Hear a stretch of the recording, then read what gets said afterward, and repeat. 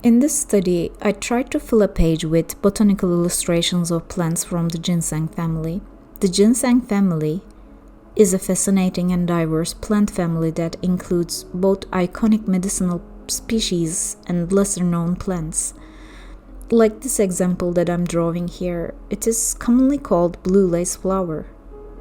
It is a delicate and ornamental species native to Western Australia. This annual herb is celebrated for its soft, airy umbels composed of numerous small, star-shaped blue to lavender flowers. These blossoms form intricate dome-shaped clusters that resemble fine lace, creating a dreamy, almost ethereal effect. So that's why I started this page with this flower. I wanted to make it the centerpiece, because from a design perspective, it is a beautiful reference for creating visual softness and complexity. The repeating circular forms of its flower heads and the balance between fine detail and overall symmetry offer rich inspiration for decorative pattern work, world-building flora, or delicate costume ornamentation. Its palette of pale blues and purples can also evoke feelings of calm, gentleness, and subtle beauty. And these are the reasons I'm doing these studies now. I used to find myself sketching aimlessly, chasing that distant goal of being able to draw whatever I imagine with clarity and confidence. To reach that level of fluency, I know I need more than just repetition. I need focused study, observation, and the gradual internalization of real-world forms.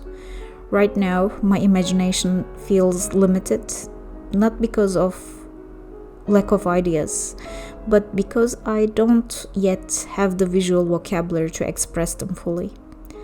That's why I'm trying to balance two things, drawing from life and drawing from imagination. This combination can be slow and frustrating, especially when I'm tempting to just copy a beautiful reference and feel satisfied with the result. But copying alone won't get me to where I want to be. So instead, I aim to go deeper, analyzing how things are built, thinking in terms of structure, and trying to understand form in 3 dimensions, not just lines and colors on a page. And botanical illustrations perfectly bridges over observation and imagination. Plants offer incredible structural variety, yet follow a logical system rooted in nature's own design. By drawing different species, I'm not only learning to render forms accurately, but also building a visual library I can use creatively later on. Studying real plants trains me to see better, to understand pattern, growth habits, and shapes, all of which feed back into my ability to invent new ones. It's both a technical exercise and a creative one, helping me develop the skills and mental flexibility I need to eventually draw with true freedom. And some of these plants, for example, this one, can be really challenging. This is a time lapse of the painting process, but it took nearly 2 hours to finish this flower head illustration, since it has all these little florets and details. But as I said in the beginning, this illustration would be the center of attention, so I wanted to give the time it deserves. But still, if I wanted a more photorealistic rendering, I should have given maybe another 2 hours, but I feel like I captured the details enough, and photorealism is never something I try to achieve. And while I try to draw, I also try to learn about these plants, so these are not just for visual vocabulary, but also for vocabulary on nature, biology, or science. And the Ginseng family is rich for these things. Ginseng is a name that often evokes ideas of healing, energy, and ancient herbal traditions, but the family it belongs to contains far more than just the famous root. I chose to draw a selection of species from this group, aiming to understand both their morphological traits and their visual and cultural value. I didn't set out to make this a strictly scientific illustration. Instead, I approached it as a way to study, observe, and record visual information that might one day inform my imaginative work, especially in the context of world building. My goal was to create another page of drawings that felt like a vintage botanical study, perhaps something that could exist in an old field guide or naturalist's notebook. I limited myself to species from the Ginseng family, but allowed for creative freedom in what parts I focused on, sometimes a flower, other times a leaf or a full branching structure.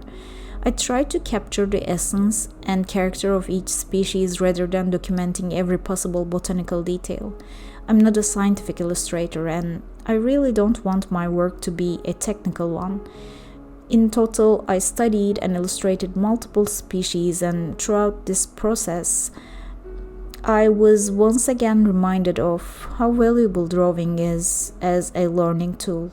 Drawing by hand, that act imprints the structure into my memory in a way passive observation never could. When you draw, you begin to notice things you would otherwise miss. For instance, many species in the Ginseng family and the carrot family, which I studied before this one, have flowers with an umbrella-like form and tiny clustered flowers that are easy to overlook at first glance, but once you start drawing them, you're forced to see the symmetry, the way the leaflets branch off, the unique patterns in the umbels, and I can now understand how these families are relatives in the scientific taxonomy. But the Ginseng family includes a number of woody and herbaceous plants, many of which are native to temperate and tropical regions. And in this study, I chose species that gave me a good mix of form and function. So since ginseng was the most famous species of its family, I added it into this mix. Ginseng comes from the roots of several different species, and I chose Panax ginseng, commonly known as Korean or Asian ginseng. It is one of the most well-known medicinal plants. Its fleshy, forked root has been prized for centuries in traditional medicine for its supposed energizing and restorative properties. Visually, its distinctive root form and balanced leaf structure makes it an engaging subject to illustrate, and drawing the root form was a lot of fun since it was easier with its organic form and not that much complex like the detailed flowers. One of my favorite parts of doing these studies is discovering how different species are used or valued across cultures. Panax ginseng, of course, has a long and storied history in East Asian medicine, often revered for its restorative properties, but other members of the family have different roles. Some are used ornamentally in gardens, others have been used in traditional medicine, and a few species even serve as food sources. I don't always draw these plants because of their human use, but learning about that side adds another layer of meaning to the illustrations. When I name each part, I include both the scientific and common names when available, not just for accuracy, but because naming is one of the most powerful tools we have for organizing knowledge, and I want to one day apply similar naming structures in my own world-building efforts. This process of observation and drawing is also making me think about how fantasy plants function and look. By learning from real plants like those in the ginseng family, I'm collecting design tools that feel grounded in reality. For example, if I want to invent a magical healing root for a fictional world, knowing the real-life morphology of Panax ginseng, how its roots are shaped, how its leaves emerge, how its fruits are, these give me a solid starting point. It allows me for imaginative expansion that still feels believable and coherent because it's built on Earth, the primary world that we have. As with my previous botanical pages, I'm gradually building a visual library, a mental archive of plant forms that I can draw upon in the future. The repetition and the act of translating what I see into a drawing all reinforce this library. Even when I'm not looking directly at a reference, I'm hoping that I will start to feel more confident in inventing new botanical forms based on the logic of real-life plant morphology. It's a slow process, and I also think it's important to say that this kind of work doesn't need to be perfect to be worthwhile. Some of these illustrations on this page are more successful than others. Some were quick sketches, others were more detailed, but every drawing added something to my understanding. That's why I keep coming back to this method. It's not just about the end result, it's about the attention and learning that happens along the way.